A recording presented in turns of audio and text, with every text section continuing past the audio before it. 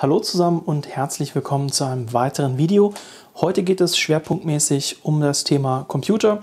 In dem Fall möchte ich mir heute stelle ich jetzt heute einen kleinen Mini-PC vor, ein sogenannter Intel NUC. Diese Spezifikationsart oder diese Computerart hat eben Intel eingeführt und das Ganze wurde dann Intel NUC genannt von Intel. Das sind also entsprechend sehr kleine Computer.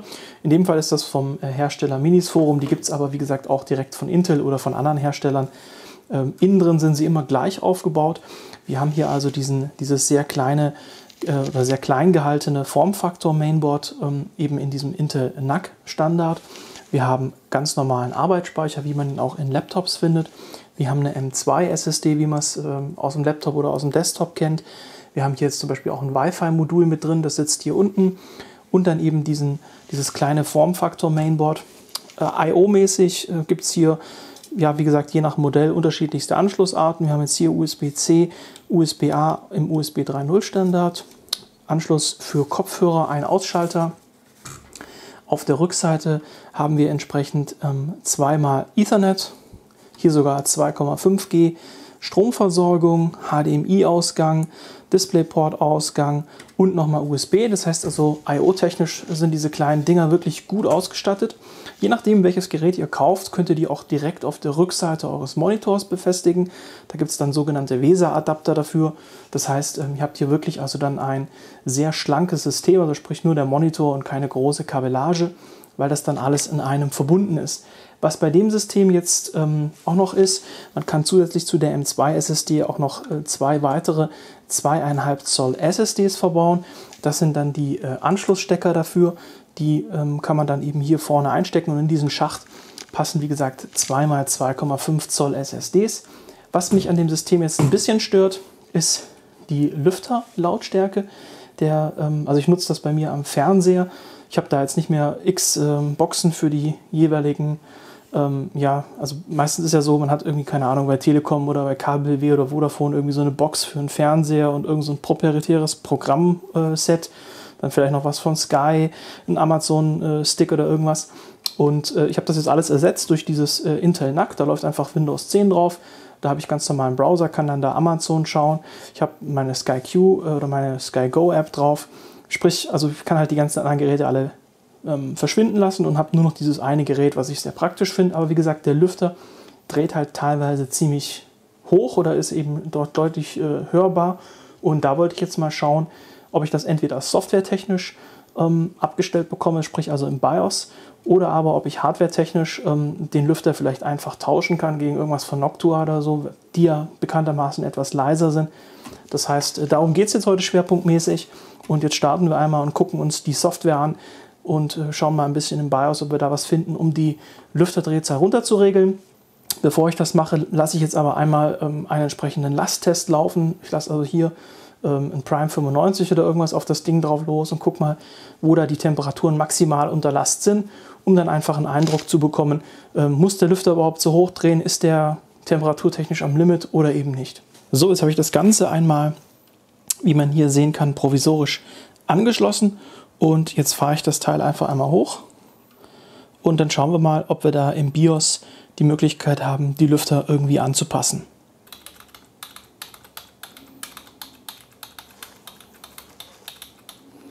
Wunderbar, wir sind im BIOS drin. Sieht hier auch nach einem ganz normalen Standard-BIOS aus. Wir sehen jetzt hier auch, welche CPU verbaut ist. In dem Fall ist das jetzt hier ein i5.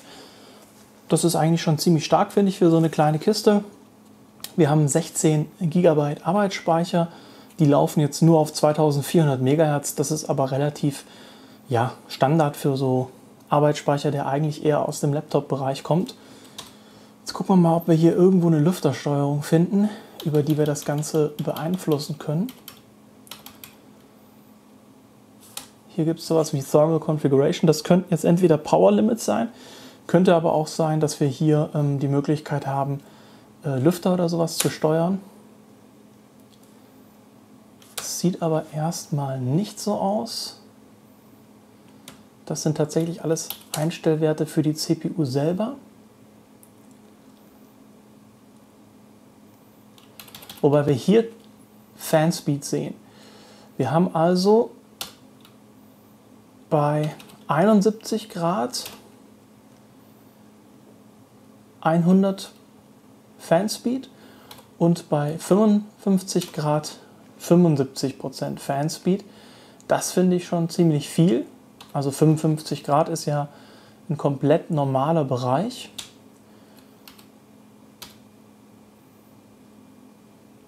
Okay, das heißt, das merken wir uns jetzt mal. Das heißt, das ist also die Einstellung, wo wir das konfigurieren können. Also das Ganze findet sich im Bereich Advanced Thermal Configuration und dann Platform Thermal Configuration. Eine andere Konfiguration wird es hier wahrscheinlich nicht geben.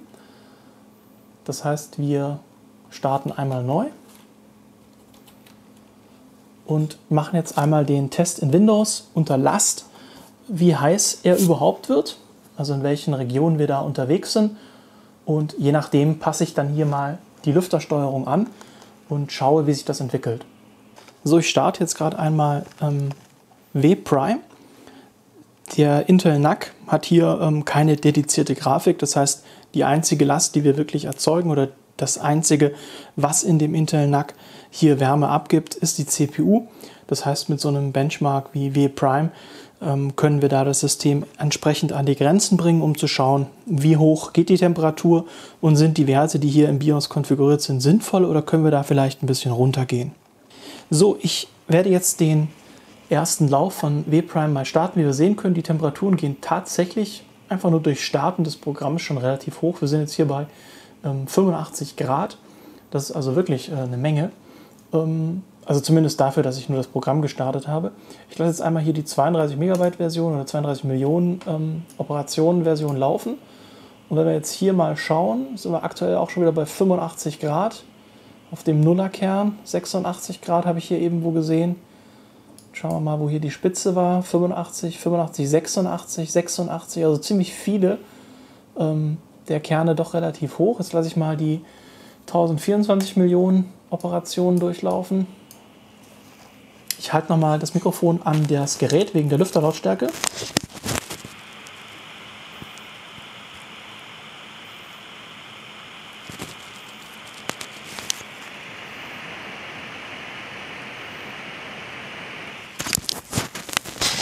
Ich denke, man konnte das jetzt ganz gut hören. Das ist wirklich ziemlich nervig.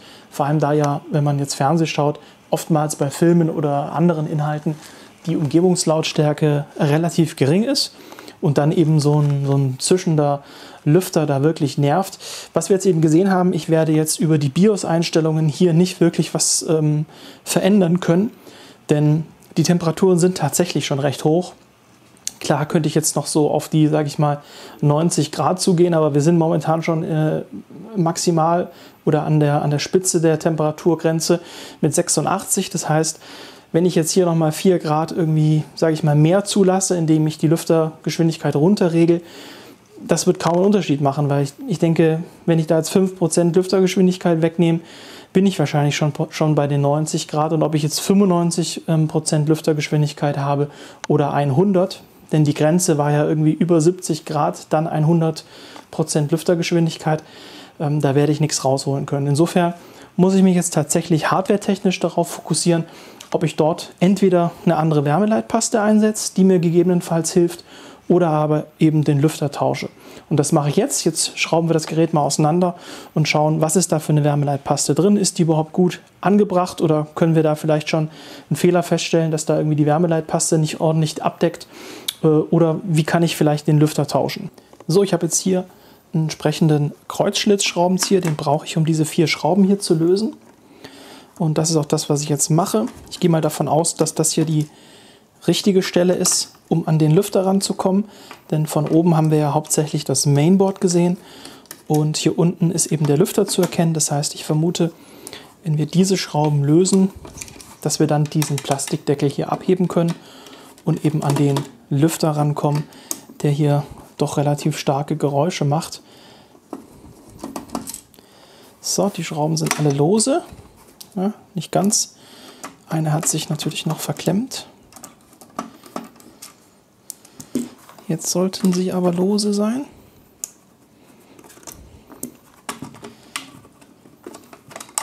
Jetzt Jetzt hängt das noch hinten am I/O-Shield.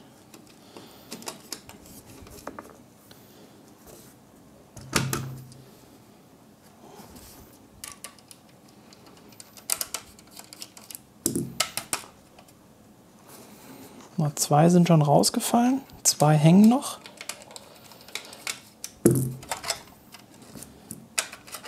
Jetzt haben wir es. So, die Schrauben auch mal noch rausklopfen.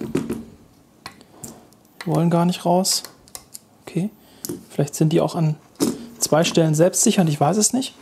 Das ist jetzt also hier das Innere von unserem Intel NUC und die Unterseite, wo sich eben die CPU befindet und dann dieser Lüfter drauf sitzt. Wie wir jetzt sehen können, das ist ja schon eine relativ große Konstruktion, um hier die Wärme abzuführen. Aus irgendeinem Grund ist sie aber nicht sonderlich effektiv. Und da muss ich jetzt mal schauen, wieso das der Fall ist, wieso die so ineffektiv ist. Denn bei der Fläche hätte ich ehrlich gesagt schon erwartet, dass die ein bisschen besser kühlt. Das erste, was ich jetzt mache, ist, ich werde mal hier das Kabel lösen für den Lüfter. Dass, wenn ich den Lüfter losschraube, das hier nicht irgendwo hängen bleibt. Dafür habe ich hier so ein kleines Tool, mit dem ich das machen kann. Und jetzt muss ich mal schauen, wie der Lüfter befestigt ist. So, ich habe jetzt tatsächlich den Lüfter mal gelöst. Also der ist ein bisschen tricky hier drin verbaut. Und zwar, der wird nur durch diese 3 Schrauben gehalten. Aber, wie ihr schon sehen könnt, ist beim Wiederanbringen, klebt das Ding hier immer fest, denn das haben sie sich ganz toll ausgedacht. Die haben hier so eine Klebekante.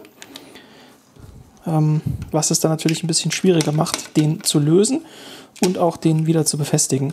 Insgesamt, wie gesagt, sitzt der Lüfter hier so drin und wird dann durch die Schraube hier oben und durch diese Schraube gehalten. Wenn wir die alle 3 lösen, dann können wir den, wie gesagt, sofern wir hier diese Klebelippe so ein bisschen anlösen, kriegen wir den dann da raus manövriert. Wie gesagt, das mit der Klebelippe, ja, kann man machen, muss man nicht. Jetzt ist es aber so, wir sehen noch immer nichts von der eigentlichen CPU. Hier ist jetzt also diese große Heatsink drauf. Hier sind natürlich jetzt keine Kühlleitungen oder ähnliches oder Heatpipes, ne? Die fehlen. Das wäre natürlich noch sehr gut gewesen, wenn man da irgendwie Heatpipes mit in das Konzept eingebracht hätte. Dann wäre da sicherlich die thermische Belastung noch mal ein bisschen weniger. Jetzt haben wir hier 4 Schrauben, die das Board halten. Die werde ich jetzt mal lösen und dann gucken, ob wir hier eben entsprechend an diesen Kühlkörper rankommen, beziehungsweise den Kühlkörper auch weggelöst bekommen. Das sind auch wieder Kreuzschlitzschrauben. Das ist schon mal ganz schön, dass man hier so Standards verwendet und keine irgendwelchen spezifischen Befestigungsschrauben. Oftmals werden ja dann auch irgendwelche ausgefallenen Schrauben verwendet. In dem Fall waren es bisher alles Kreuzschlitz.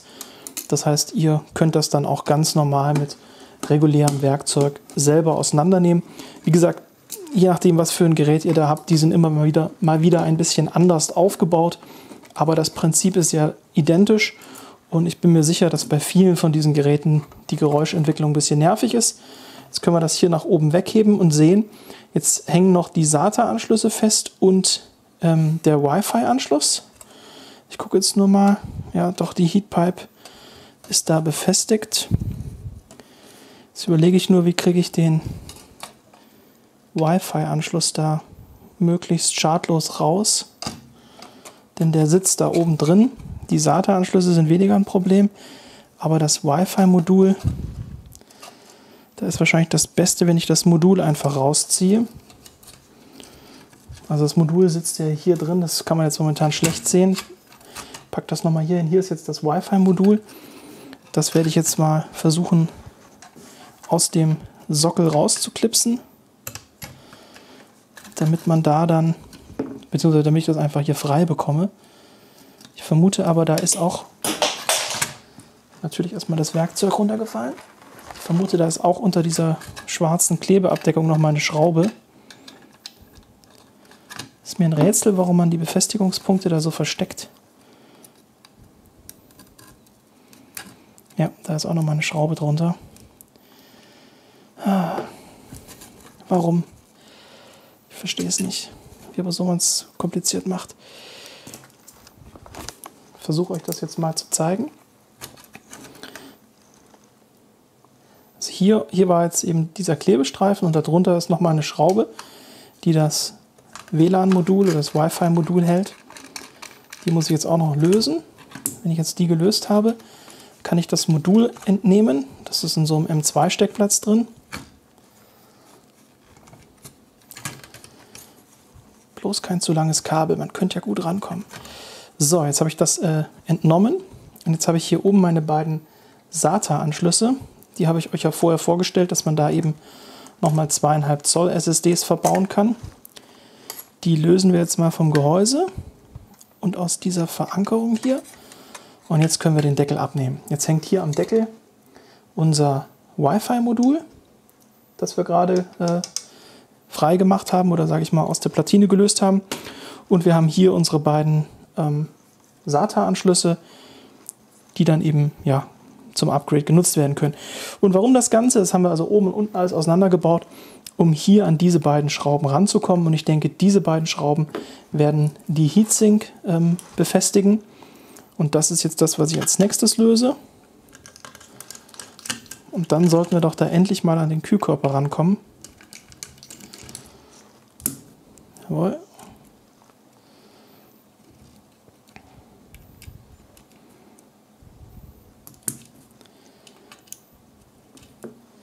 Einmal, zweimal.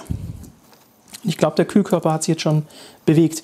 Was ich jetzt noch zeigen möchte, wie gesagt, ich hatte es ja vorher angesprochen, das ist eine ganz normale M2 SSD, ist sogar von einem Markenhersteller, also das ist ja ein Komplettsystem und trotzdem hat man hier auf eine Marken-SSD gesetzt oder eine M2 SSD eben von Kingston hier in dem Fall.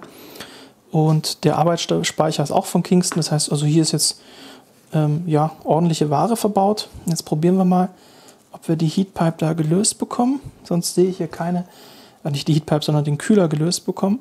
Sonst sehe ich keine weiteren Befestigungspunkte, aber sitzt noch sehr stramm. Unter dem Arbeitsspeicher könnte noch was sein, sehe ich gerade. Das heißt, wir schauen jetzt auch hier einmal nach. Da hat es hier zwei so kleine Laschen. Hier und hier. Die müssen wir nach außen drücken und dann sollte uns das Modul entgegenpoppen. Jawohl, dann können wir das einfach rausziehen. Das machen wir jetzt auch bei dem zweiten Modul. Ja, tatsächlich. Und da sind auch nochmal zwei Schrauben versteckt. Super, man muss also das ganze Ding auseinandernehmen, um an den Lüfter ranzukommen, beziehungsweise an den Kühlkörper, um den zu lösen. Also die zwei Schrauben auch nochmal raus. Oh, die hier ist gar nicht richtig festgezogen. Okay. Die hier auch nicht. Also die anderen beiden Schrauben waren fester. Die beiden sind relativ lose.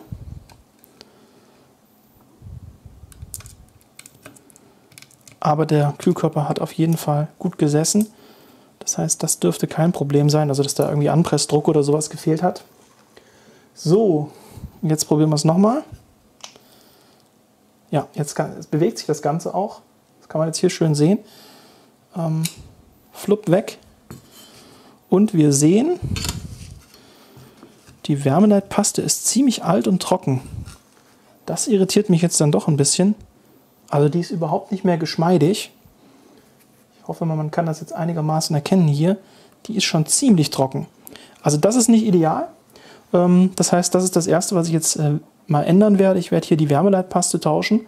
Und also ich mache das Ganze sauber, wechsle die Wärmeleitpaste und dann schaue ich mal, ob ich hier vielleicht nicht noch einen anderen Lüfter finde, der da drauf passt. So, wie gesagt, jetzt werde ich erstmal die Wärmeleitpaste entfernen. Dafür nehme ich erstmal hier so ein trockenes Tuch. Wird sich zeigen, ob das überhaupt funktioniert, wenn die so fest ist. Doch, es geht.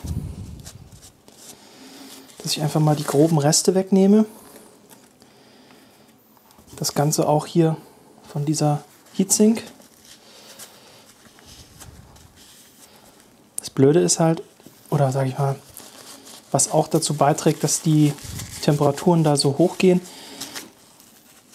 Hier ist jetzt eben keine zusätzliche, wie sagt man denn da, ja, Ingenieursleistung oder man hat sich keine zusätzlichen Gedanken gemacht, ob man hier vielleicht noch irgendwo Heatpipes platziert. Das bedeutet, es ist wirklich einfach nur eben ein entsprechendes Metallteil, was dann die Wärme aufnimmt und verteilen soll. Wenn da jetzt eben noch Heatpipes eingearbeitet wären, würde das insgesamt viel, viel besser funktionieren. Das habe ich ja bereits erwähnt. Dann habe ich hier so eine Reinigungsflüssigkeit, mit der man eben die Oberfläche nochmal säubern kann. Da nehme ich jetzt ein Mikrofasertuch, beträufel das ein bisschen mit der Reinigungsflüssigkeit und mache die Fläche hier schön sauber. Das gleiche mache ich auch hier an dem Die, wo also in dem Fall sind es ja mehrere Dies, also man hat hier wahrscheinlich dann auch noch die integrierte Grafikeinheit mit drauf. Ich weiß jetzt gar nicht, wie so ein i5 genau aufgebaut ist. Auf jeden Fall sieht das hier komplett anders aus, als zum Beispiel, wenn man ja, einen Desktop-CPU den Heatspreader abnimmt. Denn hier, wie gesagt, ist jetzt gar kein Heatspreader drauf. Also so sehen eure Desktop-CPUs nicht aus. Für gewöhnlich sitzt dann da immer noch mal ein sogenannter Heatspreader, also ein Stückchen Metall oben drauf. Ich kann das mal gerade zeigen. Ich habe hier noch CPUs rumliegen.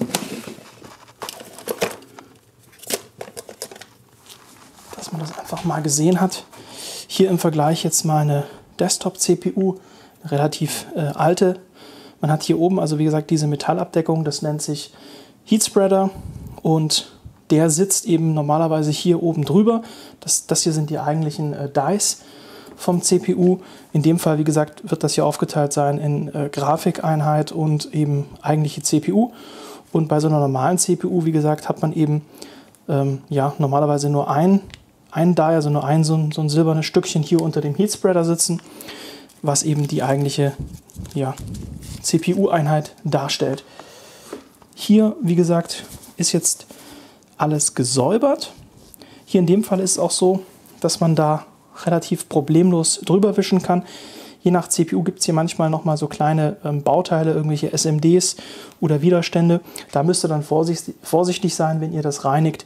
Nicht, dass ihr da irgendwas beschädigt oder kaputt macht. Denn wenn so ein kleines Bauteil erstmal weg ist, das kriegt man von Hand nicht mehr rangelötet, dann ist das praktisch Elektroschrott. Jetzt packe ich hier Wärmeleitpaste von Thermal Grizzly drauf. Mit der habe ich sehr gute Erfahrungen gemacht. Ich werde die jetzt auch wirklich nur hier auf die einzelnen Dies platzieren. Das Ganze dann ein bisschen mit dem Finger verteilen, so mache ich das immer. Und durch das Festziehen der eigentlichen Metallplatte später wird sich das dann hier auf der Metallplatte verteilen. Ich werde das aber nicht, wie das hier ursprünglich war, über die gesamte Fläche der Metallplatte verteilen. Das ist in meinen Augen nicht notwendig und bringt auch keinen Benefit, denn der Kontakt findet ja nur über die CPU-Dies statt. Das ist jetzt hier, ich schmotzel da einfach so ein bisschen drüber. Das ist völlig egal. Was man auf jeden Fall sieht, die Wärmeleitpaste hier, die ist ja frisch und die ist viel geschmeidiger als jetzt die Wärmeleitpaste, die hier im Einsatz war. Ich weiß nicht genau wieso. Eigentlich ist das kein sonderlich altes System. Hätte ich ehrlich gesagt auch nicht erwartet, dass die Wärmeleitpaste so fest ist, also so ausgetrocknet. Das kann gegebenenfalls schon einen großen Unterschied machen. Ja, und jetzt packe ich hier meinen Kühlkörper wieder oben drauf. Beim Zusammenbauen, also dem Anbringen des Kühlkörpers, einfach darauf achten, dass der Kühlkörperauslass in die gleiche Richtung zeigt wie unser großes I/O-Shield oder unsere großen I/O-Anschlüsse. Dann das Ganze hier so platzieren, dass die Löcher übereinstimmen. Das Ganze kann man dann noch so ein bisschen verschieben. Es wird ja durch die Wärmeleitpaste ist das so ein bisschen miteinander verklebt. Und jetzt einfach die entsprechenden Schrauben, die man sich zur Seite gelegt hat, wieder einsetzen. Dann hoffen wir mal, dass durch die Erfrischung der Wärmeleitpaste wir schon einen Effekt sehen. Lüftertechnisch habe ich jetzt geschaut. Ich habe leider bei mir nichts Passendes gefunden an Lüftern, was ich verwenden könnte, um den Standardlüfter hier zu ersetzen. Das ist ein bisschen schade. Ich dachte eigentlich, ich hätte noch so einen ganz flachen von Noctua, aber den kann ich jetzt leider nicht finden. Der hätte zwar nicht an die Standardbefestigungspunkte gepasst, aber den hätte ich ja einfach mit Heißkleber so ein bisschen befestigen können. Wie gesagt, habe ich jetzt leider nicht gefunden. Jetzt setze ich die Arbeitsspeichermodule wieder ein. Hier auch in der gleichen Art und Weise, eigentlich wie wir sie entfernt haben. Die hier in den Sockel drücken, also hier unten in den Anschlusssockel drücken, von hier oben Druck ausüben, unten reinpressen und dann einfach nach unten einklipsen. Das Ganze jetzt auch für das obere Modul. Die Module haben ja wie gesagt hier 2 der Schrauben verdeckt. Auch wieder das Modul nach unten drücken, bis es einrastet und dann einklipsen. Dann ist mir gerade aufgefallen, dass hier so eine Abdeckung weggefallen ist von den SATA-Anschlüssen. Die mache ich jetzt einfach mal wieder drauf. So, dann jetzt an der Stelle unser Wi-Fi-Modul ist ja dann das nächste, was dann wieder zu tragen kommt. Denn wir müssen jetzt wieder den Deckel mit unserem Hauptboard verbinden. Dafür schon wieder dieses komische, so richtig toll halten die Dinger hier nicht. Die jetzt hier einmal so durchfädeln. Wo ist mein I/O-Ausgang? In die Richtung. So.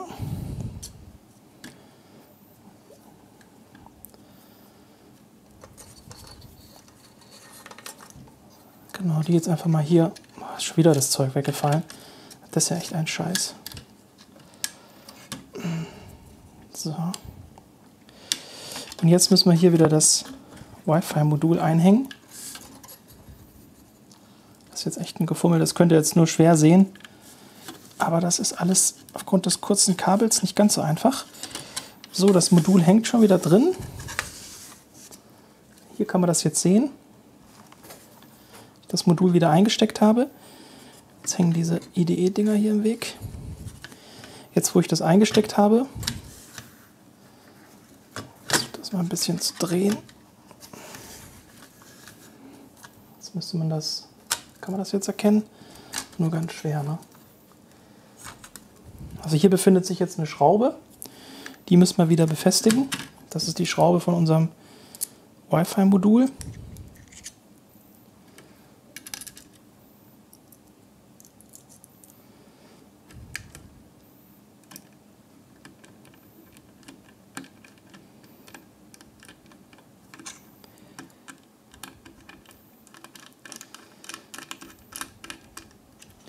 Damit das eben unten gehalten wird.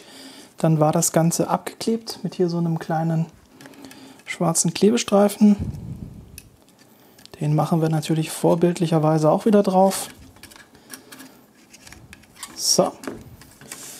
Und jetzt können wir hier das Ganze schon wieder ineinander stecken. Diese beiden SATA-Ports, die klemmen wir jetzt hier rechts und links in den IDE-Schacht. Das war vorher auch so gelöst. Dann sind die aufgeräumt. Das sieht man jetzt hier. Ich habe die jetzt hier unter diese Halter geschoben. Dann sind die da fest. Hier unten auf der Rückseite guckt jetzt schon ein Teil unseres I/Os raus, oder unseres I/O-Bereichs raus.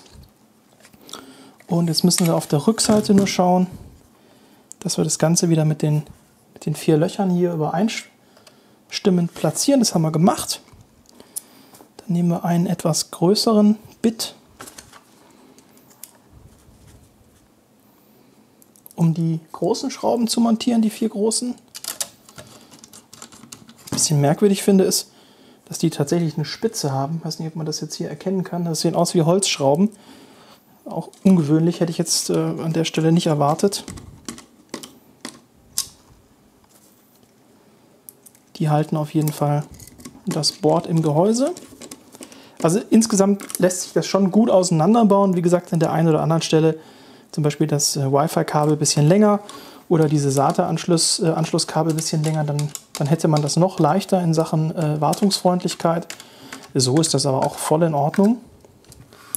Unser Kühlkörper ist wie gesagt schon wieder montiert. Jetzt platziere ich hier wieder den Lüfter. Da muss ich jetzt wieder ein bisschen diese Klebefolie anheben, damit ich den da überhaupt drunter bekomme. Da das sonst nicht funktioniert, schwupps, dann die Klebekante wieder so glatt streichen oder feststreichen. Dann haben wir hier unseren Stromanschluss an der Seite, den wir hier auch wieder einklipsen.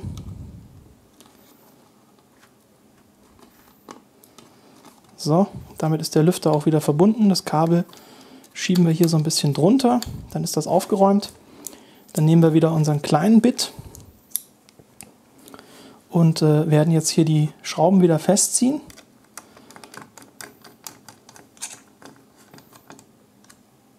Wird ja insgesamt mit 3 Schrauben gehalten, der Lüfter.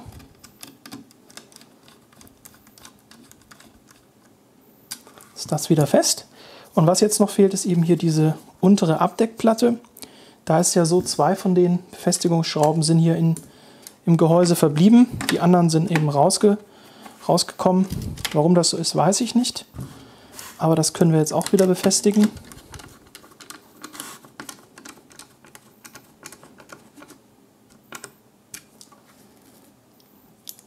Ich mache das jetzt hier immer über Kreuz, aber letzten Endes ist das völlig wurscht.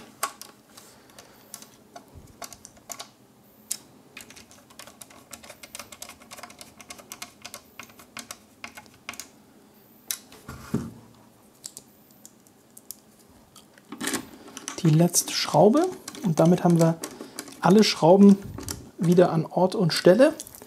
Wir haben das Wi-Fi-Modul, wie gesagt, angeschlossen. Wir haben unsere beiden SATA-Kabel wieder verstaut. Der Arbeitsspeicher ist drin. Das heißt, wir können jetzt nochmal einen Test machen, wie die Temperaturen aussehen. So, Stunde der Wahrheit. Ich habe das System jetzt wieder hochgefahren. Beim Hochfahren war jetzt tatsächlich auch beim Windows-Start schon wieder der Lüfter zu hören. Subjektiv hätte ich gesagt, aber nicht ganz so laut wie vorher. Die aktuellen Temperaturen kann man jetzt hier auch schön erkennen, sind eigentlich alle komplett in Ordnung.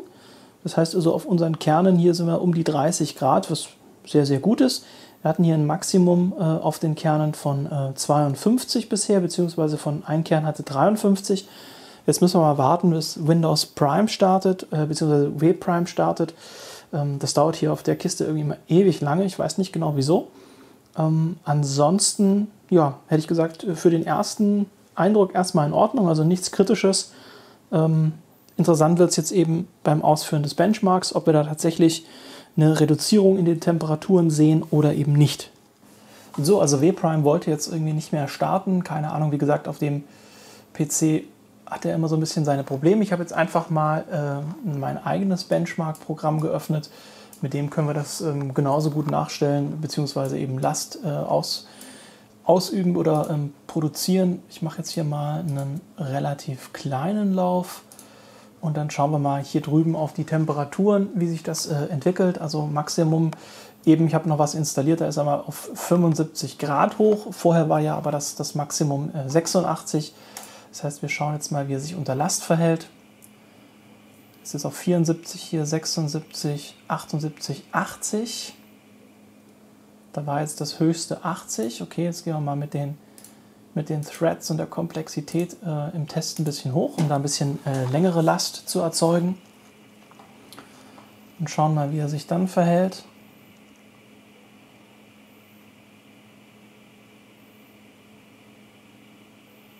...84 Grad, 85 Grad, ja, jetzt sind wir eigentlich schon fast wieder da, wo wir vorher auch waren. Also lediglich 1 Grad kälter. Das heißt, die Wärmeleitpaste, ja, sie hat was gebracht, aber ja, jetzt nicht in dem Umfang, als ich mir das gewünscht hätte. Maximum waren jetzt 85 Grad. Okay, das heißt also, das Wechseln der Wärmeleitpaste hat was gebracht, allerdings eben lediglich 1 Grad Unterschied. Bedeutet, ich werde da früher oder später noch mal ran müssen, denn wie gesagt, das mit der Geräuschentwicklung ist dann doch ein bisschen nervig. Aber ja, also ich könnte jetzt, wie gesagt, natürlich an der Lüftersteuerung ein bisschen was drehen, aber ich glaube nicht, dass es geräuschtechnisch irgendwie einen großen Unterschied macht. Ich werde es trotzdem einmal noch probieren, die Lüftersteuerung ein bisschen anzupassen und dann mache ich den Test nochmal. So, ich war jetzt nochmal im BIOS und ich habe tatsächlich jetzt keine Einstellung gefunden, wie ich ihn temperaturtechnisch bzw. temperaturlimit-technisch nochmal verändern kann. Was ich aber gefunden habe, den Turbo-Modus, also den Turbo-Modus einfach mal zu deaktivieren, bedeutet, die CPU taktet nicht mehr auf über 4 GHz, was sie normalerweise tut, sondern sie bleibt eben bei maximal 2,4 GHz oder so stehen, was tatsächlich eine deutliche Verbesserung in Sachen Geräuschentwicklung und auch Temperatur gebracht hat. Ich habe jetzt eben schon mal einen Lauf gemacht, ich mache jetzt nochmal einen Lauf. Wie gesagt, die CPU boostet jetzt eben nur noch bis 2,4 GHz, das sieht man jetzt hier unten. Aber dafür haben wir eben einen deutlich leiseren Betrieb. Also ich höre den Lüfter jetzt eigentlich gar nicht mehr und temperaturtechnisch sind wir halt auch grandios unterwegs. Das heißt also, der heißeste Kern war jetzt 51 Grad. Wir haben jetzt natürlich ein bisschen Performance verloren. Also wie gesagt, wenn der sonst auf über 4 GHz boostet, das ist natürlich schon ein Unterschied. Zwischen 2,4 und 4 GHz liegen immerhin schlappe 1,6 GHz. Aber auf der anderen Seite, das Ding hat ja doch relativ viele Kerne. Ist ja insgesamt sozusagen ein 4-Kern-CPU mit Hyperthreading, also 8 Threads. Sehen wir hier ja auch schön im Graph. Und da reicht das dann für die Sachen, die ich hier mache mit Streaming und so weiter, vollkommen aus, wenn der eben nur bis maximal 2,4 GHz boostet. Insofern, die Wärmeleitpaste hat auf jeden Fall ein bisschen was gebracht. Natürlich wirklich minimal 1 Grad, aber das 1 Grad eben auf jeden Fall messbar. Die Temperatur im Zimmer ist auch eigentlich immer wärmer geworden. Das heißt also, dieses 1 Grad sind vielleicht, wenn ich jetzt hier eine konstante Temperatur gehabt hätte, vielleicht sogar 2 oder 3 Grad, je nachdem. Insofern, also die Wärmeleitpaste wechseln ist auf jeden Fall empfehlenswert, weil die andere Paste, die da standardmäßig drauf war, auch schon sehr hart war. Das ist immer schlecht für die Wärmeleitfähigkeit, beziehungsweise halt nicht optimal. Also funktionieren tut das trotzdem, das haben wir ja gesehen. Aber was jetzt wirklich was gebracht hat, ist einfach den Turbo-Modus im BIOS zu deaktivieren. Und die Einstellung zeige ich euch jetzt einfach nochmal schnell, damit ihr es auch gesehen habt. Also wenn ihr so ein Gerät habt und das eben auch vielleicht bei euch am Fernseher einsetzt und euch das mit der Geräuschentwicklung so ein bisschen stört, so wie das bei mir der Fall war, und das Wechseln der Wärmeleitpaste eben nicht wirklich was bringt, ja, bleibt eben nur noch der Schritt, da die Power zu reduzieren. Das Ganze habe ich hier gefunden, unter Power und Performance war das, CPU, und dann gibt es hier diesen Turbo-Modus und der war eben standardmäßig an, bedeutet, die CPU boostet eben deutlich höher, wie gesagt, bei meiner CPU, bei dem i5 eben bis auf über 4 GHz, also knapp über 4 GHz und jetzt dann eben nur noch auf 2,4, also auf ihrer Basisgeschwindigkeit, und da ist das Ganze auf jeden Fall erträglich vom Geräusch. Ich hoffe, es war was Hilfreiches für euch dabei. Ihr habt jetzt zumindest mal gesehen, wie sieht das Gerät innen drin aus, wie könnt ihr es auseinanderbauen, wie kommt ihr an die einzelnen Komponenten ran. Wie gesagt, das eigentliche Ziel, da jetzt wirklich das Ding deutlich kühler zu bekommen, ja, wir haben es geschafft, aber natürlich nicht so, wie ich mir das vorgestellt habe. Ich hätte mir schon gewünscht, dass ich das eben über Wärmeleitpaste oder Lüfter hinbekomme. Wie gesagt, den Lüfter habe ich jetzt leider nicht mehr gefunden, den Noctua-Lüfter. Ich weiß nicht, wo ich den vergraben habe, den kleinen. Der hätte, denke ich, auf jeden Fall einen Unterschied gemacht. So ist es aber auch in Ordnung. So habe ich ja dieses Lautstärkeproblem gelöst. Insofern, ich bin happy, ich hoffe ihr auch, und hoffentlich seid ihr auch beim nächsten Mal wieder mit dabei. Dann geht es wieder mit Autothemen weiter.